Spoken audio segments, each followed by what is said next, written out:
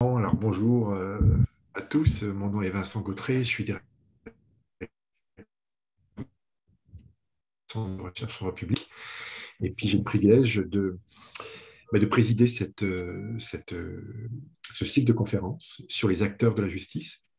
Et aujourd'hui, nous avons le plaisir de recevoir Maître Éliane Boucher, que je vais rapidement présenter dans quelques minutes. Mais juste avant, je voudrais présenter ce cycle de la justice où en fait on essaye de voir, de s'interroger sur les différents acteurs de la justice, tant traditionnels comme s'il en est un, le légiste ou les légistes, singulier ou pluriel d'ailleurs, mais aussi de plus en plus des acteurs non traditionnels de la justice. Et puis, dans notre programme, on a parlé des travailleurs sociaux, on a travaillé le 30 avril, on va voir un professeur d'Ottawa qui va parler des lanceurs d'alerte, on va voir une prof de l'UQAM aussi qui va nous parler du phénomène MeToo. Est-ce que ce phénomène-là est susceptible de faire survenir davantage de justice sociale? Car en fait, notre intérêt, c'est d'analyser comment ces acteurs, tant traditionnels comme aujourd'hui que non traditionnels, sont justement capables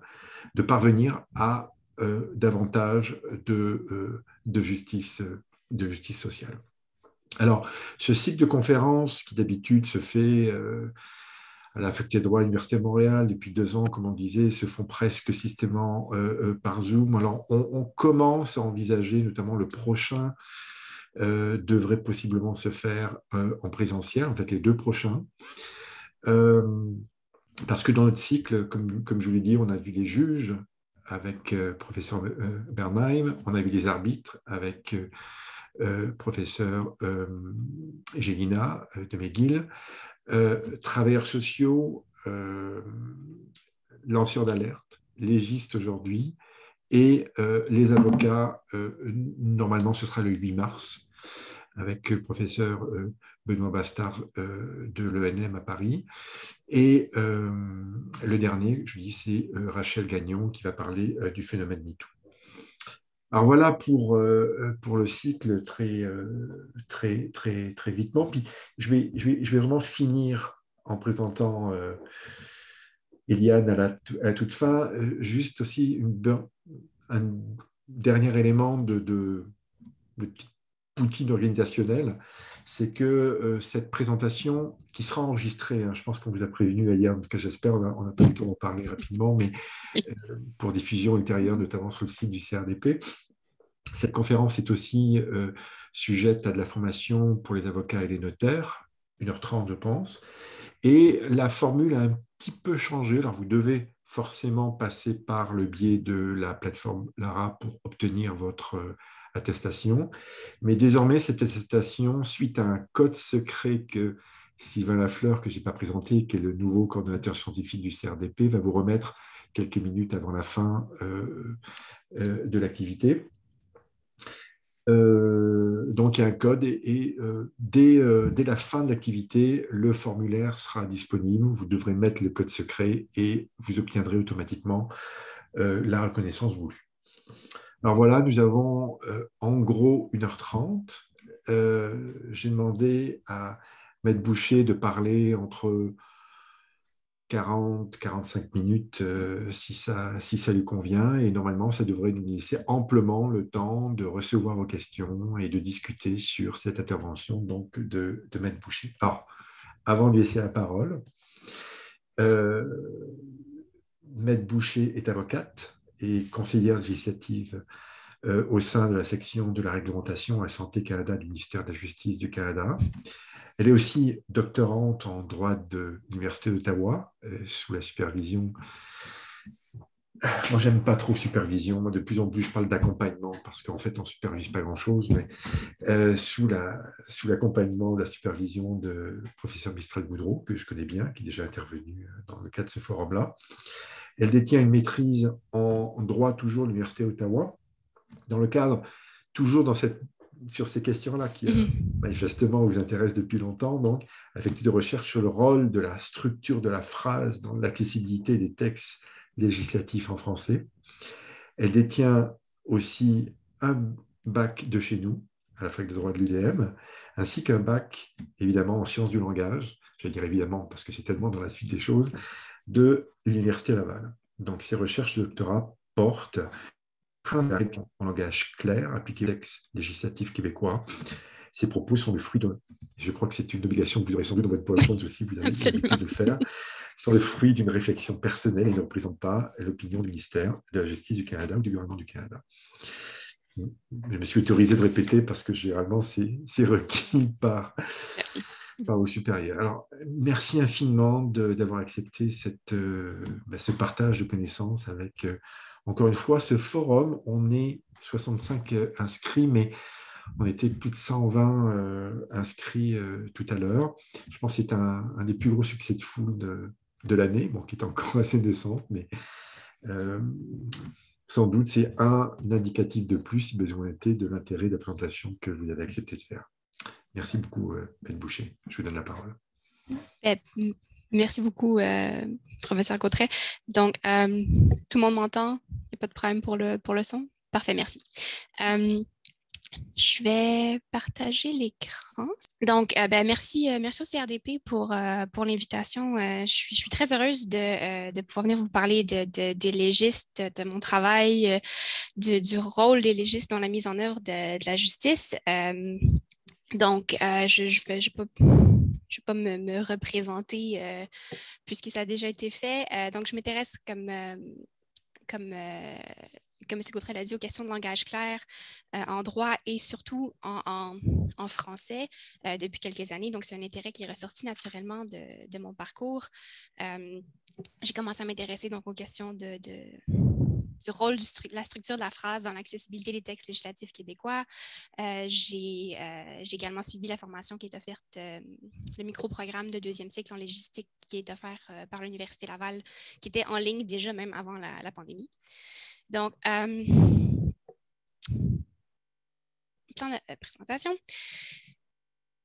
Je voudrais vous parler aujourd'hui des légistes comme acteurs de justice et j'aimerais aborder cette question-là dans une perspective double. Donc, d'abord traiter de leur travail sur le plan de la pratique, mais ensuite situer cette pratique-là donc dans un contexte théorique plus large, notamment par rapport aux questions aux enjeux d'accès au droit et à la justice, mais aussi spécifiquement à l'accessibilité du droit et de la justice. Donc, on aura ensuite le temps, évidemment, pour une période de questions. Parfait. Donc, les légistes, qui sont-elles? Que font-elles? La légistique est certes un domaine de pratique du droit très ancien. Vous l'avez bien dit, M. Gautret, c'est peut-être un des rôles les plus traditionnels quand on parle de l'appareil juridique gouvernemental dans son ensemble. Mais c'est peut-être un domaine qui est méconnu ou qui gagnerait à être connaître parce que c'est assez niché. En fait, personnellement, je n'avais pas entendu parler vraiment de légistique lors de mon parcours au bac en droit. Donc, je suis contente de voir que ça suscite beaucoup d'engouement ce soir. C'est de bonnes nouvelles pour notre domaine. La plupart des légistes sont... Il y a un peu de formation qui est offerte pour devenir légiste, c'est-à-dire il y a un peu de formation qui est offerte. Donc, je parlais du micro-programme offert présentement à l'Université Laval. Il y a aussi la maîtrise en droit avec concentration en études législatives à l'Université d'Ottawa. Mais sinon, la pratique de la légistique s'acquiert souvent sur le terrain, si je puis dire. Donc, par exemple, au ministère de la Justice du Canada, il y a une grande offre de formation qui est offerte aux nouvelles lorsqu'ils se joignent à l'équipe de la direction des services législatifs. Donc, si c'est une pratique qui vous intéresse potentiellement, on va vous former si ça vous intéresse. Je voudrais d'abord faire un tour d'horizon de comment la pratique de la légistique est organisée au provincial, spécifiquement dans le cas du Québec et au niveau fédéral. je vais ensuite traiter peut-être plus spécifiquement de la pratique au niveau fédéral parce qu'évidemment, c'est ce que je connais. Je vais ensuite traiter brièvement de quelques limites au rôle du légiste. Donc, tous les avocats, tous les juristes, notaires sont appelés à rédiger des tonnes et des tonnes de documents, mais la rédaction des instruments normatifs que sont le texte de loi et les textes réglementaires sont véritablement l'apanage des avocats qui travaillent dans le secteur public au Canada. C'est tant dit. Au Québec, les rédacteurs pratiquent une rédaction qu'on dit qui est décentralisée, c'est-à-dire que les légistes ne sont pas regroupés au sein, par exemple, du ministère de la Justice ou au sein de l'administration centrale du gouvernement, sont plutôt des employés, des juristes employés dans les différents services juridiques des différents ministères. Et donc, les ministères vont mettre de l'avant des projets de loi ou des projets de règlement et puis vont être rédigés par des juristes qui possèdent donc les connaissances en droit substantif sur le sujet dont il est question. Et une fois que la première version d'un projet de loi va être rédigée, elle va généralement être révisée par une équipe au sein du ministère de la Justice. Je ne vais pas m'aventurer beaucoup plus là-dessus parce que c'est pas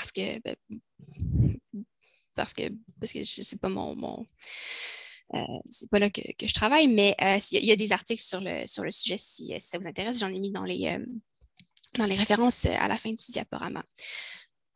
Le processus de rédaction législative au Québec est également fait en 2 étapes, dans la mesure où les textes sont d'abord rédigés en français au sein des ministères et ensuite ils sont traduits vers l'anglais, une traduction vers l'anglais qui découle des obligations constitutionnelles en matière de publication et d'adoption des lois au Québec. Donc, la traduction est faite une fois que le projet est terminé et c'est fait au niveau de l'Assemblée nationale, mais c'est pas nécessairement. Au fédéral, les légistes travaillent dans une rédaction centralisée au sein donc de la direction des services législatifs du ministère de la Justice, donc c'est vraiment une unité spécialisée, et on a comme client les autres ministères. Donc, par exemple, je travaille pour le ministère de la Justice, mais mon client exclusif est le ministère de la Santé du Canada. Donc, je rédige des textes pour le compte du ministère de la Santé. La direction des services législatifs est divisée brièvement en 4 grandes sections. Il y a une section pour la législation et 3 pour la réglementation, parce qu'en termes de volume, la réglementation mobilise beaucoup plus de ressources que la législation. La section les 3 sections de la réglementation, de ça, il y en a une qui est la section de réglementation qu'on appelle de l'administration centrale, où la plupart des textes sont rédigés. Et il y a 2 sections qui sont spécialisées, celle de Santé Canada et celle de Transport Canada. Donc, c'est des ministères qui génèrent beaucoup de demandes pour de la réglementation. On est appelé à rédiger, oui, des textes réglementaires, des textes réglementaires fédéraux là, qui portent la mention DORS, donc les règlements en tant que tels, mais aussi beaucoup d'autres textes de nature réglementaire comme des autorisations de mise en marché temporaire, des arrêtés d'urgence, c'est très à la mode ces temps-ci.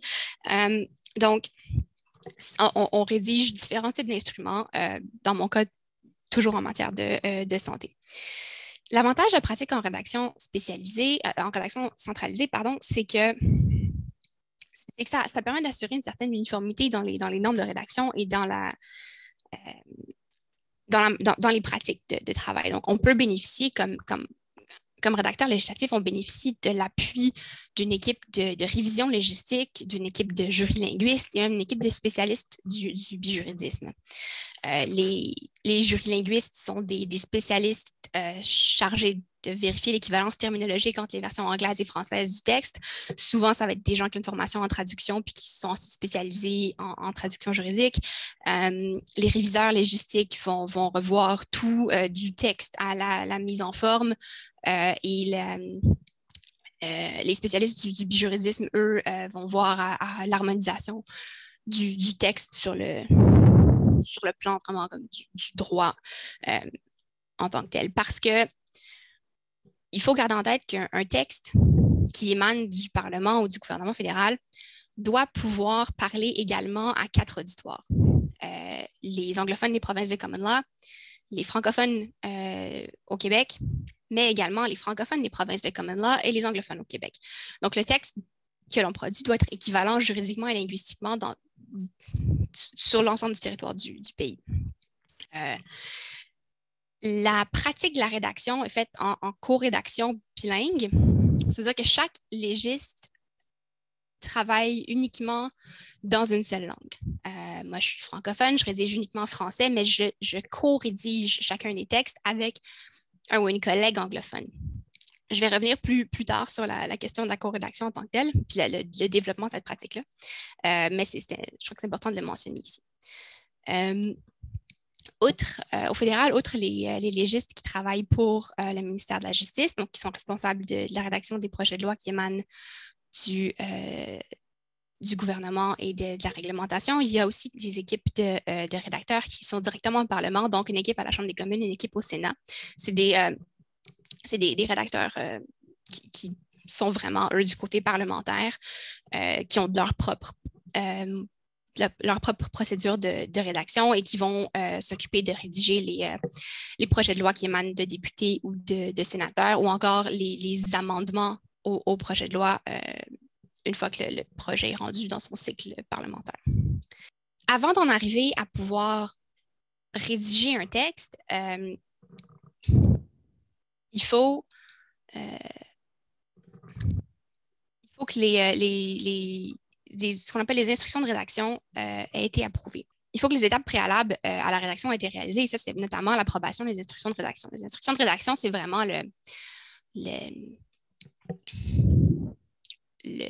squelette conceptuel du projet de texte qu'on va rédiger. Donc, ça peut être, ça peut venir sous différentes formes. Parfois, ça va être un texte suivi. Des fois, ça va être des listes de puces à numéros, mais c'est vraiment les idées, les orientations, les effets juridiques recherchés par le ministère client. Donc, ils nous présentent ce qu'ils veulent et nous, notre travail, c'est de traduire ça en langage législatif et de le restructurer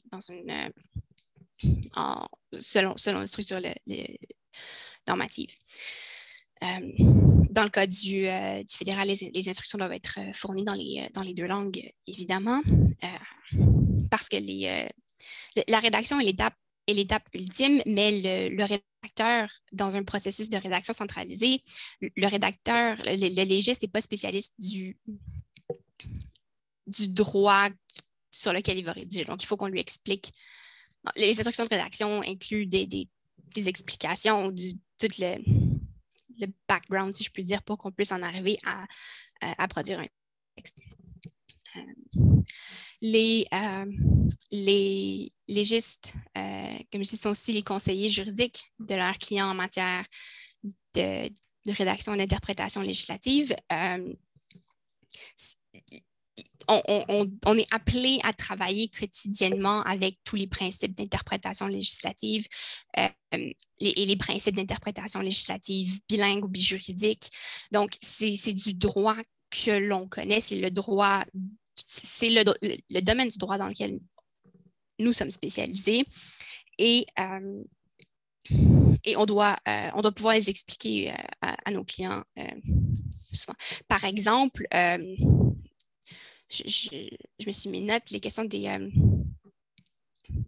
dispositions transitoires, les dispositions d'entrée en vigueur à la fin d'un texte qui vient modifier un autre texte, c'est souvent, ça semble justement comme de la poutine administrative à la fin, mais de devoir conceptuellement penser, OK, comme telle portion du règlement doit entrer en vigueur à tel moment, puis ensuite celle-ci par l'après. Donc, c'est cette architecture-là, cette suite logique-là, c'est tout un art que de faire coordonner ces éléments-là pour s'assurer qu'il n'y a pas de trous, qu'il n'y a pas de lacunes, que tous les dominos s'enchaînent bien ensemble. Donc, c'est le type de droit dans lequel on en vient à développer des spécialités. On pratique donc en matière de droit public, droit administratif, mais on est appelé à rédiger dans à peu près dans tous les domaines de droit. Donc, même dans une équipe spécialisée comme la mienne où on traite uniquement avec des projets de loi en matière de santé. Je veux dire, le projet de loi en matière de santé, c'est, comme mon patron a dit une fois, c'est tout ce qui se consomme, se consomme. Donc, c'est une panoplie de cadres réglementaires dans lesquels on peut être appelé à rédiger. Par contre, le rôle du légiste est de créer, de donner vie au texte qui va contenir la norme, mais le légiste n'a pas contrôle sur l'orientation politique ou sur le fond du texte, ce qui est la prérogative du législateur. Donc, je dis les légistes ne sont pas les législateurs. Les légistes sont la plume du législateur, en quelque sorte, mais ils ne sont pas la tête. Les légistes doivent aussi, et c'est là toute la complexité, je pense, de la pratique, c'est de travailler à mettre en œuvre des cadres normatifs qui sont complexes et qui sont peut-être de plus en plus complexes. Et il faut arriver à traduire ça en langage normatif, dans une structure normative. Et souvent, la marge de manœuvre qu'on peut avoir au niveau du texte est limitée. Donc, il y a peu de différentes manières par lesquelles on peut exprimer quelque chose. Mais on peut, comme rédacteur, par contre, on est en contrôle de la complexité du texte en tant que tel. Donc, je parle au niveau du choix du vocabulaire parfois, de la longueur des phrases, de la structure, de l'organisation du texte, de comment combien d'articles je vais utiliser pour exprimer cette règle-là, combien de paragraphes, combien d'alinéas, de quelle construction je vais choisir. Donc, la complexité du sujet et la complexité du droit sur le fond est une, mais la complexité du texte est autre. Et pour ajouter à ça aussi, au-delà même de la complexité du droit, il faut également composer avec une complexité qui vient au fédéral de la pratique en co-rédaction. Donc, quelque chose que je pourrais exprimer peut-être avec une phrase courte en français, ben mon collègue anglophone ne sera pas capable d'avoir recours au même type de structure pour exprimer la même idée. Donc, il faut arriver à un compromis et puis trouver une manière de rédiger qui n'est peut-être pas l'idéal pour moi comme francophone, mais qui réussit à dire la même chose à peu près de manière équivalente.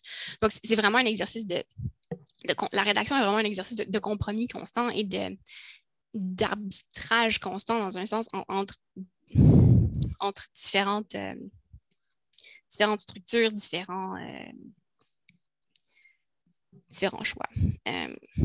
Souvent, les rédacteurs anglophones vont avoir tendance plus rapidement à vouloir décomposer une idée en énumération avec différents alinéas ou sous-alinéas, alors que le rédacteur francophone issu le rédacteur francophone civiliste va avoir tendance à peut-être vouloir essayer de condenser davantage d'informations. Il faut également respecter les exigences de forme qui sont liées au style législatif ou réglementaire existant. Donc, si le texte qu'on rédige est un texte qui vient uniquement modifier un texte existant, ben, on doit malheureusement s'y coller. Si c'est un texte qui date de plusieurs décennies et le style n'est plus conforme aux normes de rédaction actuelles, ben, on doit quand même respecter le style d'origine pour assurer la cohésion du texte. J'en arrive donc à la seconde partie de la présentation, qui est quel est le lien entre la justice et la rédaction législative.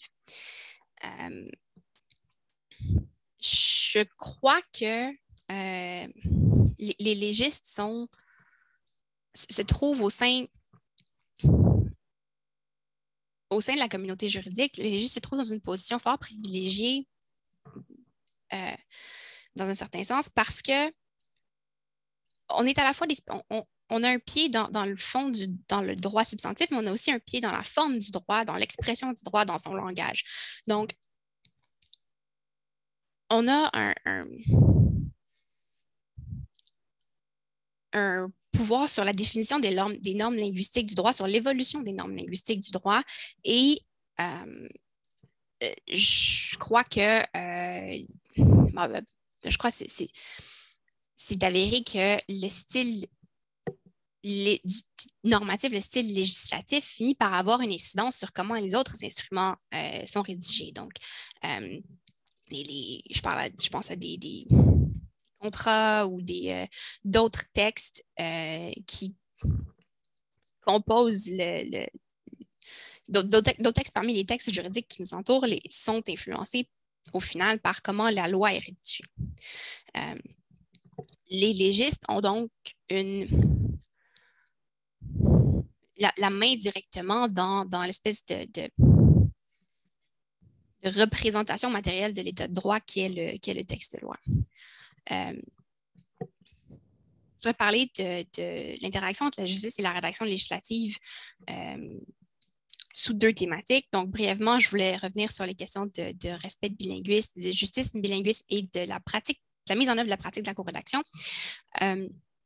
Mais aussi, par la suite, je voudrais discuter avec vous des questions de justice et d'accessibilité du droit sur le plan de la rédaction législative. Et en 2 temps, parler peut-être plus brièvement des principes et des guides de lisibilité pour ensuite parler des questions de langage clair et de justice. Il y aurait évidemment d'autres aspects de l'interaction entre la justice et la rédaction législative dont j'aurais pu traiter, mais il me fera plaisir d'aborder d'autres aspects de cette question-là durant la période de questions. Premièrement, donc je vais parler de la co-rédaction. La co-rédaction est une pratique depuis la fin des années 1970 au sein du gouvernement fédéral. C'est un système qui a été développé à la base pour assurer une équivalence réelle entre les versions françaises et anglaises des textes de loi parce qu'auparavant, la loi était d'abord rédigée en anglais, elle est ensuite traduite vers le français, mais on arrive avec deux versions du texte qui ont la même valeur juridique, qui ont valeur légale les deux, mais auxquels le même soin n'avait peut-être pas été apporté pendant le processus de rédaction. Donc, la co-rédaction, comme je vous l'ai expliqué, ça signifie que les 2 versions linguistiques sont rédigées au même rythme. Donc, on travaille vraiment en même temps, on crée le texte en même temps. Ça a été rendu beaucoup plus facile par le développement d'outils, puis j'ai mis outils physiques et informatiques. Il y a des salles de co-rédaction qui existent. On a même développé un équivalent virtuel depuis la pandémie avec le partage d'écran et puis pour s'assurer que tout le monde puisse avoir sous les yeux les 2 versions en même temps et puis qu'on puisse voir les 2 versions évoluer au fur et à mesure.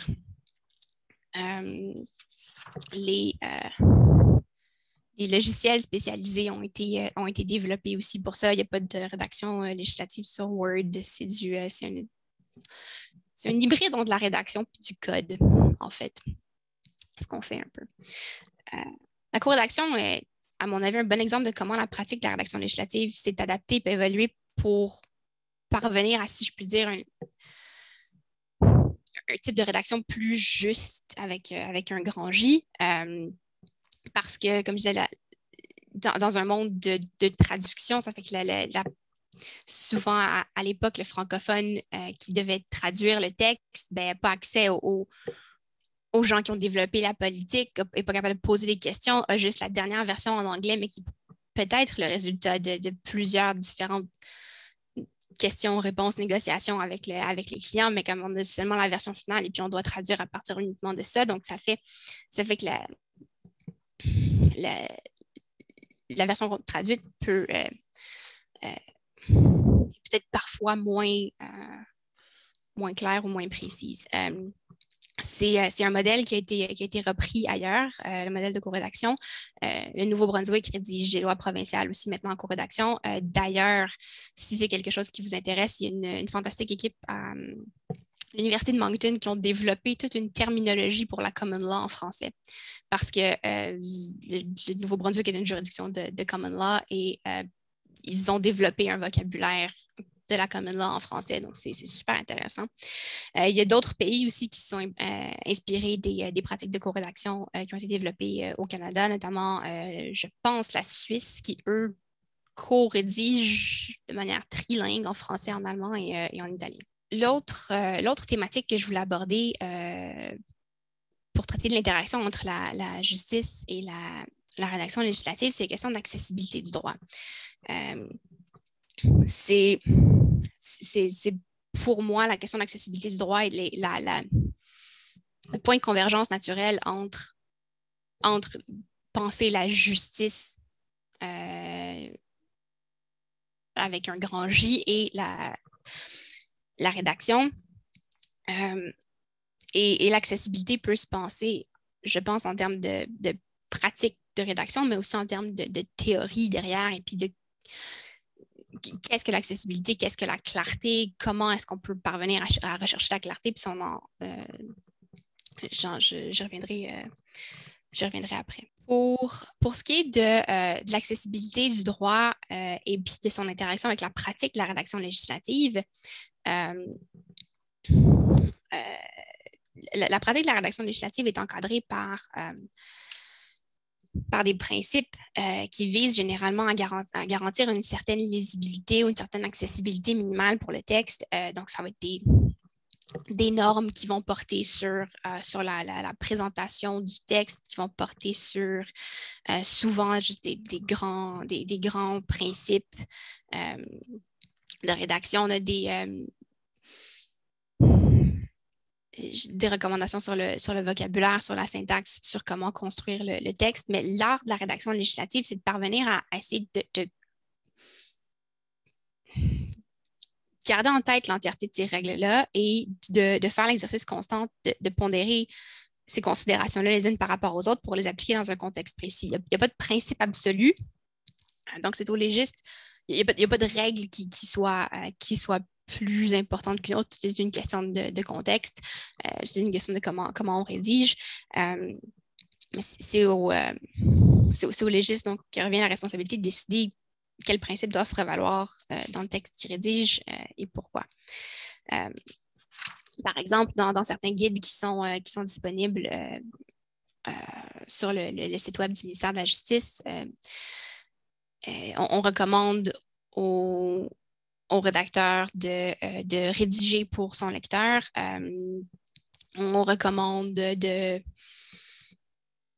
fournir des éléments syntaxiques clés en début de phrase. On recommande de créer des enchaînements logiques entre ces phrases. On recommande l'emploi d'un vocabulaire simple. Donc, c'est des recommandations qui sont assez générales, qui sont certes très importantes, mais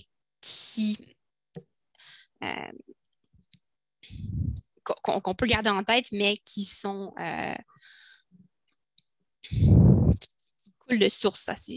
En fait, si je peux dire, je pense que personne ne va vous dire « Ah non, moi, je sais absolument pas de créer des enchaînements logiques entre mes phrases quand je rédige. C'est pas une préoccupation. »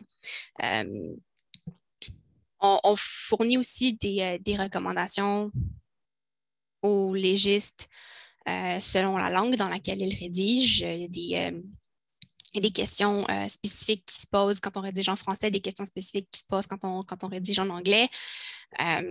Il y a des manières de rédiger aussi qu'on a développées, pas qu'on a développées, mais il y a des manières de rédiger au Canada et des recommandations qui sont fournies au Canada, au Québec, qui ne sont pas les mêmes qu'ailleurs dans le monde. Il y a des degrés de précision dans les recommandations qui sont fournies aux rédacteurs qui varient également beaucoup.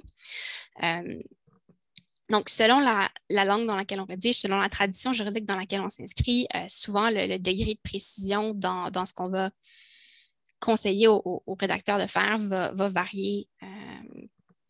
Les légistes francophones en droit civil se sont souvent recommandés de rechercher la clarté par la concision ou par l'abstraction, alors que quand on rédige dans un domaine, dans un monde de common law, souvent on va chercher la clarté par la précision. Ce qui m'amène en fait à la prochaine, le prochain point dont je voulais parler avec vous, c'est comment est-ce que la poursuite de la clarté, comment est-ce que la poursuite du langage clair s'articule en rédaction législative. Et c'est ici que s'inscrivent mes recherches. J'essaie de trouver qu'est-ce qu'en fait qu'un texte législatif clair en français. Je pense que c'est vraiment une des avenues les plus riches pour explorer l'interaction entre la justice et la rédaction législative, parce que ça pousse à concevoir la loi comme un texte, mais aussi comme un acte de communication entre le législateur et le justiciable. Donc, le texte de loi est alors comme vraiment un lien entre les deux, et puis le légiste, comme je disais tout à l'heure, a ça entre ses mains, ce lien-là. Le texte, le langage et le texte sont primordiaux en droit, et le texte législatif est au sommet de cette hiérarchie-là des textes du droit. Les écrivains du droit s'entre-influencent, les légistes, certes, mais aussi les juges quand ils rédigent leurs décisions, les auteurs de doctrine également, tous les avocats qui rédigent des contrats, les notaires qui rédigent des testaments. Donc, les textes du droit sont tous interreliés, mais les légistes sont en quelque sorte les gardiens de la communication entre le législateur et le justiciable. Donc, c'est de ça que je parlais tout à l'heure quand je parlais de position privilégiée au sein de l'appareil judiciaire. Donc, c'est une position privilégiée de laquelle, je crois, on peut commencer à initier des changements quant à la recherche de la clarté et de la complexité du langage. Les légistes sont des spécialistes du droit, mais aussi des spécialistes du langage, comme je le disais. Puis on lit souvent que le texte législatif est pas clair, ou que le texte législatif est un texte technique, en fait, et que le droit est un domaine de spécialité, et qu'il faut des années d'études pour parvenir à maîtriser ce domaine de spécialité-là, et donc que c'est impossible pour quelqu'un qui n'a pas cette éducation-là de s'y retrouver, et puis que c'est comme ça. Mais je pense pas qu'on puisse dire que les textes du droit, ou que le texte de loi est un texte de spécialité comme un texte technique, comme d'autres textes techniques, par exemple un manuel un manuel d'utilisation d'une machine X, ou d'autres textes techniques au sens scientifique. Le droit a beau être un domaine de spécialité, un domaine de connaissances spécialisées pour lequel on a besoin de plusieurs années pour le maîtriser, il n'en demeure pas moins que le droit régit tous les aspects de la vie en société, tous les aspects de la vie de tout le monde. Naître est un acte juridique. Donc, je pense qu'on doit avoir des attentes plus élevées envers l'accessibilité des textes législatifs, qu'on doit avoir qu'envers d'autres textes techniques, d'autres types. On le dit, nul n'est censé ignorer la loi, puis c'est peut-être galvaudé comme expression, mais c'est un adage qui m'inspire dans ma pratique, parce que je me dis, à qui ce que je rédige a vocation à s'appliquer de manière universelle. Donc, je pense qu'il faut qu'on ait des attentes collectivement, des attentes plus élevées envers nos décisions, envers la clarté et l'accessibilité du droit et des textes législatifs. Mais par contre, encore faut-il qu'on soit en mesure de savoir de quoi on parle lorsqu'on dit qu'on recherche la clarté, lorsqu'on dit qu'on cherche des textes clairs, des textes accessibles. Qu'est-ce que la clarté? Qu'est-ce que le langage juridique clair en français? Quelle est la relation entre la clarté, entre la concision, la précision? c'est matière à débat, donc c'est quand même assez paradoxal, mais je pense qu'il faut qu'on sache quel objectif on veut atteindre pour pouvoir trouver comment s'y prendre. Donc, juste au Québec, dans la littérature sur la légistique et le langage clair, les avis varient de non, les questions de langage clair, c'est du plain language, c'est anglo-saxon, c'est parce que la common law est écrite de manière trop touffue, ils ont des problèmes de legalese et ça n'a pas à être importé en français, encore moins en droit civil. Et donc, il y a des penseurs pour qui c'est la conception du langage clair, mais pour d'autres, au contraire, on pourrait importer l'entièreté des principes du plain language en français parce que c'est des principes qui sont d'application générale et puis ça peut s'inscrire dans nos manières de rédiger ici aussi. Par contre, je pense que ma position se situe peut-être quelque part entre ces deux extrémités entre ces deux écoles de pensée sur le rapport entre la clarté et puis la rédaction en droit civil au Québec. Mais tout le monde s'entend généralement pour dire que le texte juridique, le texte législatif diffère du texte ordinaire, donc à plusieurs égards, donc vocabulaire, syntaxe et l'organisation textuelle. On parle d'un texte qui existe en marge d'un langage juridique qui existe en marge du langage ordinaire, un langage juridique qui est séparé par un écran linguistique, donc qui sépare ceux qui maîtrisent ce langage de ceux qui ne le maîtrisent pas. Donc, il faut voir comment chercher la clarté sur ces différents plans-là. Sur le plan du vocabulaire, comme je disais, on parle souvent le premier réflexe, quand on va dire on va essayer de rendre un texte plus clair, on va dire on va essayer d'éliminer le jargon, d'éliminer, comme je dis en anglais, ce qui s'appelle le legalese. Certes, le français juridique est composé de termes techniques, mais des termes purement juridiques en français, il y en a très peu. Là. Il y a l'usufruit, il y a l'amphithéose qui ont aucune... qui n'ont pas de sens en dehors du langage juridique, mais la plupart des termes juridiques sont ce qu'on appelle des polysèmes, donc c'est-à-dire des termes qui ont plus d'un sens, souvent des termes qui ont un sens commun et un sens juridique, parfois l'un découlant de l'autre, parfois deux sens qui s'ils ont déjà eu un lien entre les deux, a été comme complètement perdu depuis, je pense, il y a plusieurs termes qui ont la solidarité, par exemple.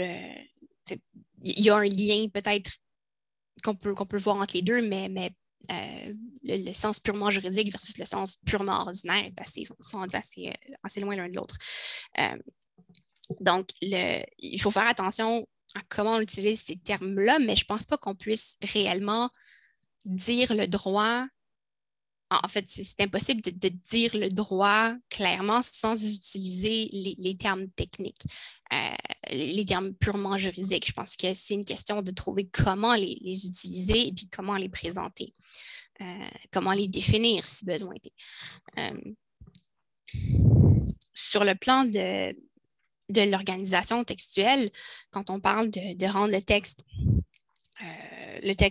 plus accessible, souvent, c'est qu'on va dire rédiger pour le lecteur. Sur le plan de l'organisation textuelle, ce que ça peut vouloir dire, c'est d'adopter le point de vue du lecteur dans l'organisation du texte, c'est-à-dire pas rédiger le texte de la manière qui a le plus de sens pour l'autorité administrative qui va être chargée de la mise en œuvre de la norme que l'on décrit, mais de se placer véritablement du point de vue de l'individu ou de l'organisation qui va se devoir passer à travers ces étapes-là. Donc, ça peut être les justiciables, mais ça peut être, je peux penser à des administrateurs de compagnie ou des choses comme ça. Je veux finir par la syntaxe parce que je pense personnellement qu'une grande partie de la complexité du langage législatif français, surtout en droit civil, c'est une question de syntaxe.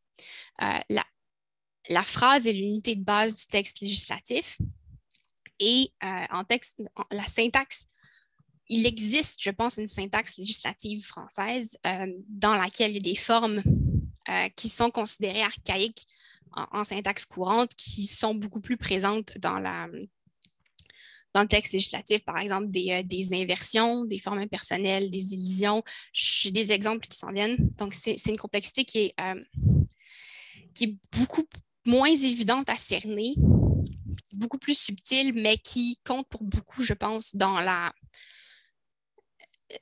l'inaccessibilité ou dans l'inintelligibilité du texte législatif français. Donc, j'ai voulu finir ma présentation avec 3 exemples tirés de la Loi sur la protection du consommateur et du Code civil du Québec pour vous illustrer un peu ce que je veux dire quand je parle de complexité dans la syntaxe.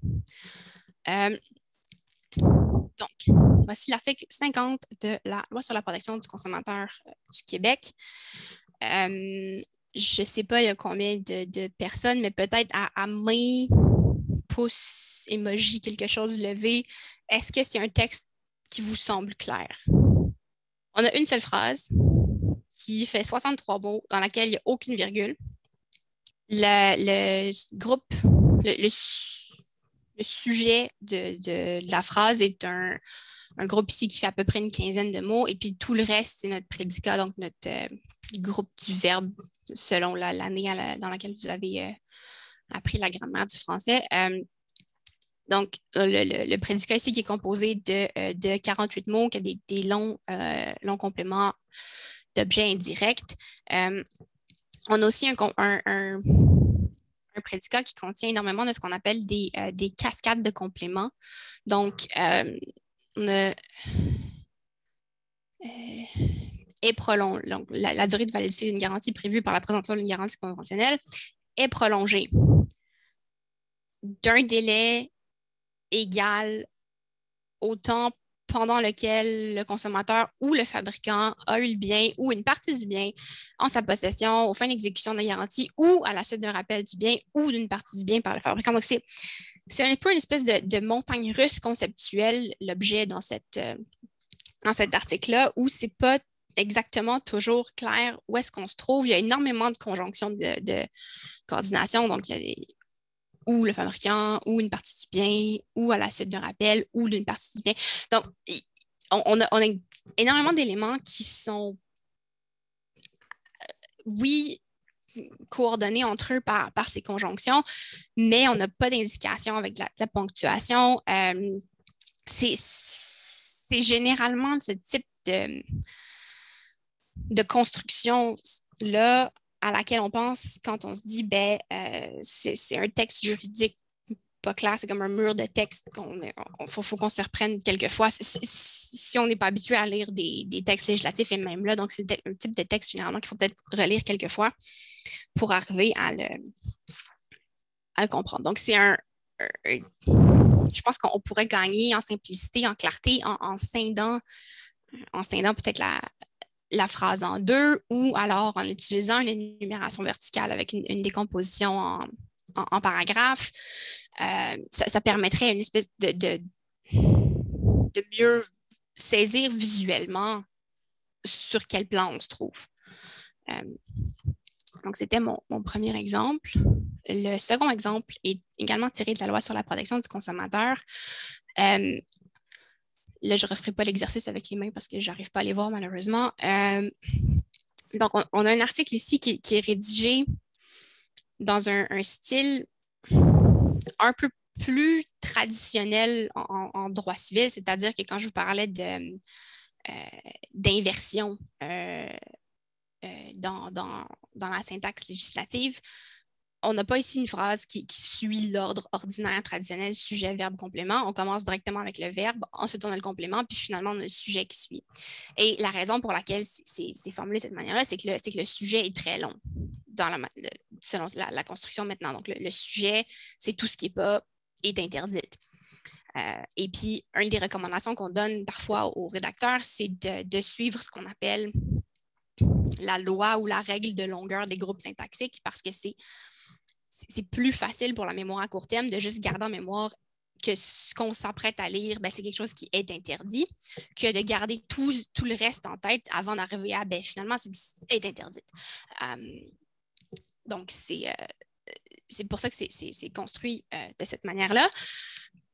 Par contre, on a une phrase, donc, est interdite la stipulation ici qui réserve à un commerçant. Donc, on a une phrase principale et on ouvre ici une phrase subordonnée qui réserve à un commerçant le droit de dessiner latéralement. Et là, on a ouverture de 2 autres subordonnés parallèles. Donc, on a des subordonnés dans des subordonnés. Et dans une de ces phrases subordonnées-là ici, on a aussi une seconde inversion du verbe et du sujet. Donc, est interdite la stipulation qui réserve à un commerçant le droit de décider unilatéralement que c'est produit, un fait ou une situation. Si l'inversion dans la phrase principale s'explique assez bien par la question de longueur de groupe syntaxique, je ne sais pas si ça s'explique aussi bien dans ce cas-ci. Est-ce qu'on pourrait dire qu'un fait ou qu'une situation s'est produit? Est-ce que ce serait un peu plus clair? Je crois que oui.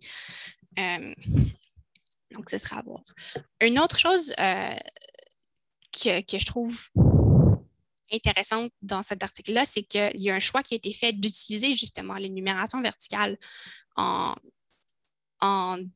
paragraphe, mais le fait qu'il va y avoir une énumération n'est pas annoncé au lecteur. Donc, la phrase est juste coupée abruptement par un 2 points et on n'a pas l'annonce de quelque chose qui s'en vient. Donc, tu sais, on n'a pas, par exemple, comme sont interdites les stipulations suivantes qui réservent à un commerçant le droit de décider unilatéralement. Et là, on s'attend à ce qu'il y ait quelque chose qui s'en vient.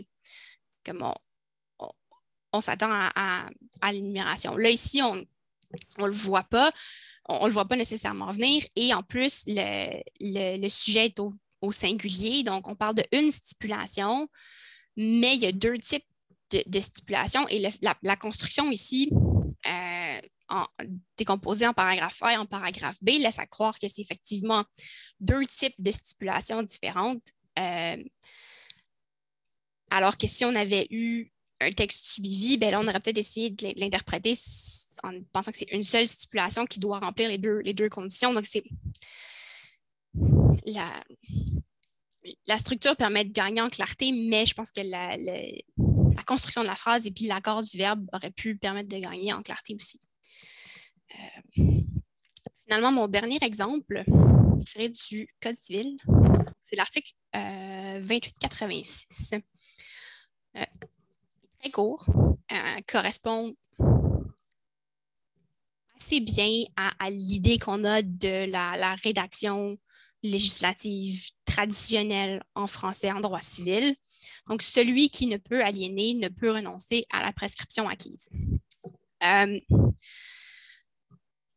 C'est un exemple que j'ai tiré d'une note dans l'ouvrage de Richard Tremblay, Jacques Lagacé, qui s'appelle Éléments de légistique. Si ça vous intéresse, c'est un exemple qui a été décrit par les auteurs comme étant une phrase simple. Et j'ai sourcillé un peu quand je l'ai vu décrit de cette manière-là. Ne serait-ce que parce que, premièrement, on a une phrase avec une proposition principale et une proposition subordonnée. Donc, déjà grammaticalement, on a une phrase qu'on appelle complexe, même si elle n'est pas si complexe que ça. Mais je veux dire, c'est une phrase avec quand même deux verbes conjugués. Mais c'est une phrase qui,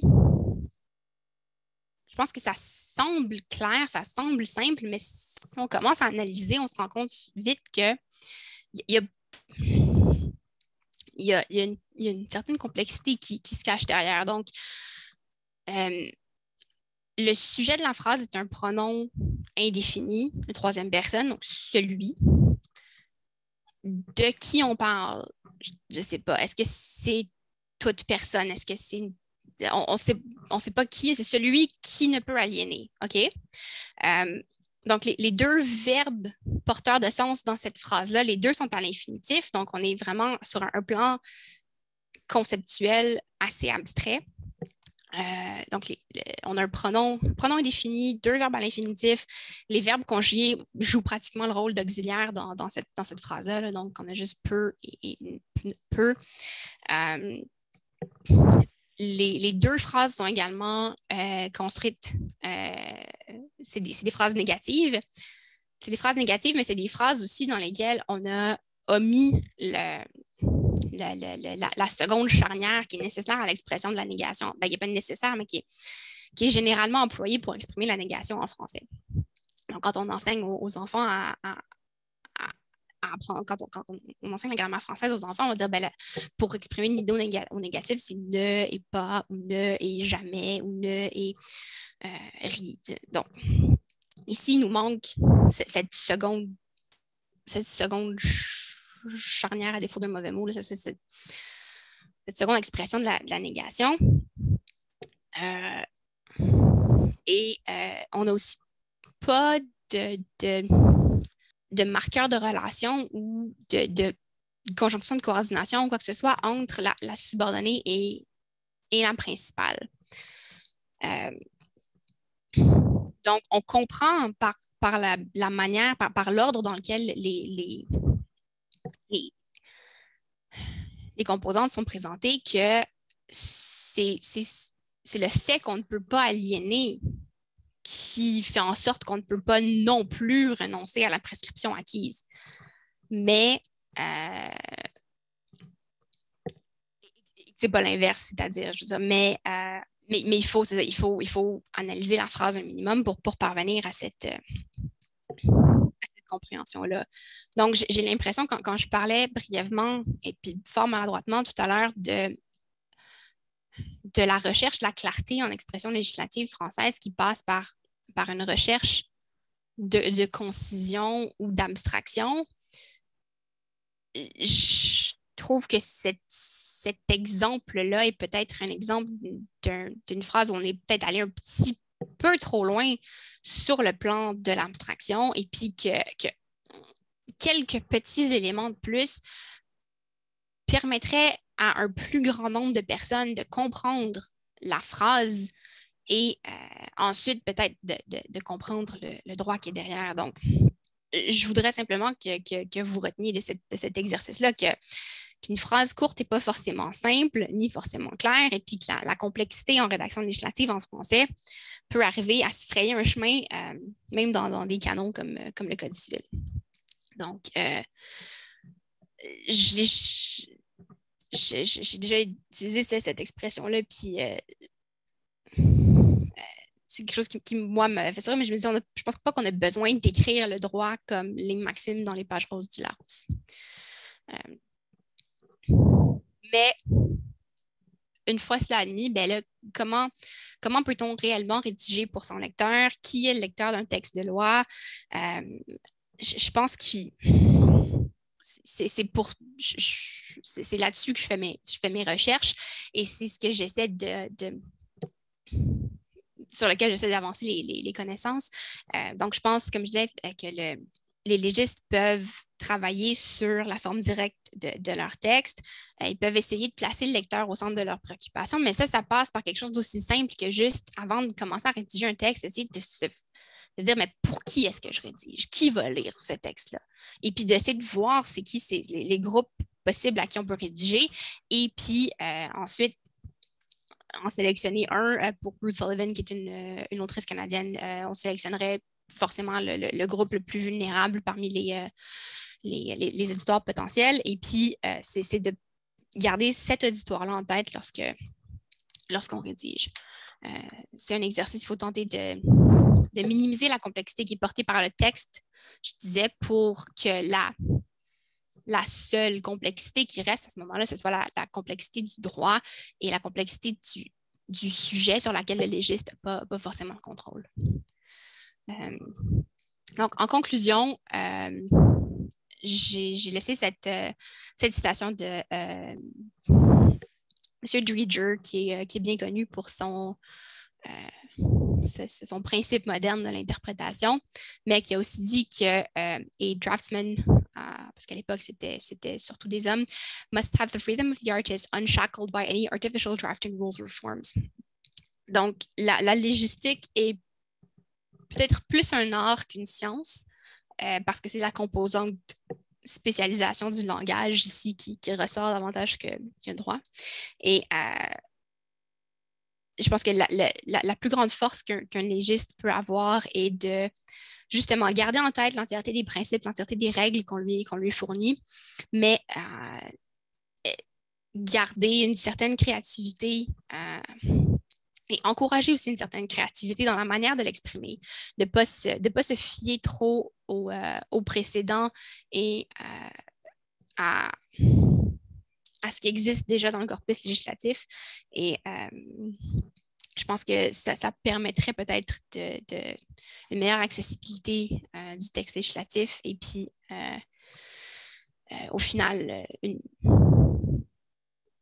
un accès à la justice avec un grand J plus facilité. Donc, j'aurais pu vous parler de bien d'autres aspects de la rédaction législative, mais je me rends compte que j'ai vraiment amplement dépassé le temps que j'avais dit que j'allais prendre. Donc, j'espère qu'au monde de l'histoire qui n'avait aucune idée de la pratique de la logistique, j'espère que j'aurais réussi à peut-être un peu vous intéresser, que je n'étais pas trop éparpillée et vous intéresser peut-être ne serait-ce qu'à l'importance du langage dans le droit.